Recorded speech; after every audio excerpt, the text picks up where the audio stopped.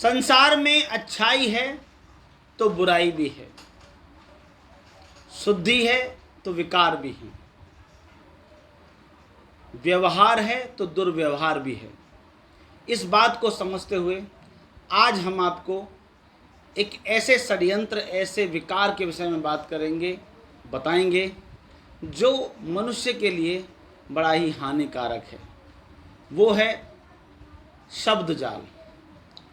जाल का मतलब होता है किसी भी व्यक्ति को, वस्तु को, किसी पक्षी को, पशु को, किसी भी भाषा को, भाव को अपने स्वार्थ के लिए प्रयोग में लाने का तरीका, अर्थात फंसाना, अपने शब्दों से, अपने किसी कार्य से, अपने किसी भी तरीके से किसी को फंसाना जाल होता है। उनमें से एक जाल है शब्द जाल।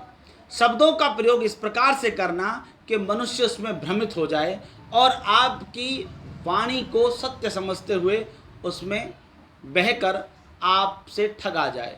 यदि ऐसा कोई करता है तो वह लुटेरा है, ठग है, और इस जाल में हम फंस जाते हैं। इस जाल का प्रयोग संसार में बहुत होता है और हर तरह के व्यक्ति करते हैं।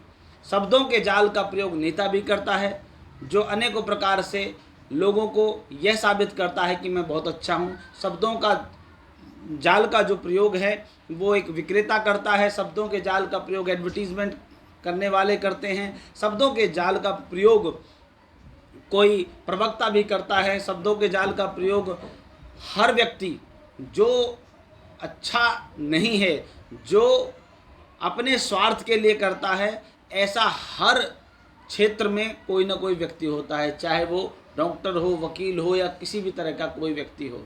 कहने का मतलब है क्योंकि जहाँ अच्छाई है वहाँ बुराई भी होती है। तो मैं ये नहीं कहता कि अच्छे शब्द बोलने वाला बुरा है, लेकिन अच्छे शब्द अपने स्वार्थ के लिए, मीठी भाषा अपने स्वार्थ के लिए यदि कोई बोलता है तो उसका हमें चिंतन करना चाहिए। अब हम कैसे समझें कि कोई व्यक्ति अच्छा बोल रहा है तो वास्तव में वो अच्छा है या नहीं? इसका पहचानने के लिए उसके कर्म को भी ध्यान में देना चाहिए। हम केवल वाक्य पर निर्भर ना हो। जैसे कोई व्यक्ति कहता है कि मेरा लड़का बहुत बढ़िया है या मेरी लड़की बहुत बढ़िया है, तो हम रिश्ता नहीं कर लेते। यहाँ तक कि रिश्तेदार भी बोलते हैं तो भी हम विश्वास नहीं करते। हम परख करते हैं, जानने की कोशिश करते हैं कि वास्तव में ये सही है या गलत, वास्तव में सही कह रहे हैं या गलत। जिस तरह से हम छानबीन वहाँ करते हैं, उसी तरह से हमें हर जगह ऐसी छानबीन करनी चाहिए। लड़कियों को बचना चाहिए, क्योंकि कोई भी प्रेमी एक चुनिंदा शब्दों को, शायरियों को और ऐसे बातों को लेकर आता है जिससे वह उन लड़कियों को इम्प्रेस करना चाहता है और कर भी लेता है। क्योंकि बार बार अतिशय रगड़ करे जो कोई अनिल प्रकट चंदन से हुई।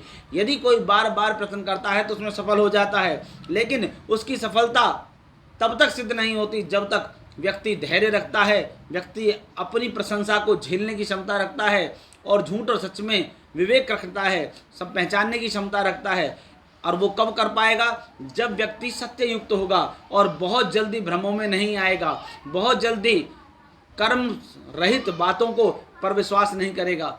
ऐसा व्यक्ति अपने आप को भी बचाता है, समाज को भी बचाता है। लेकिन जो जल्दी विश्वास कर लेता है, केवल शब्दों पर ही विश्वास कर लेता है, उसके कर्म का चिंतन नहीं करता, वो वास्तव में अपने आप को भी नुकसान करता है, अपना भी नुकसान करता है और समाज का भी नुकसान करता है। इसीलिए मनुष्य को चाहिए कि शब्दों के जाल में, वाक्य के जाल में न फंसें, और ऐसा करके आप अपनी और समाज की भलाई करते हैं। इसीलिए शब्दों के जाल से सदैव बचने का प्रयत्न करें। कर्मों को भी देखें, अन्य तरह की भी जो है परीक्षण करना चाहिए।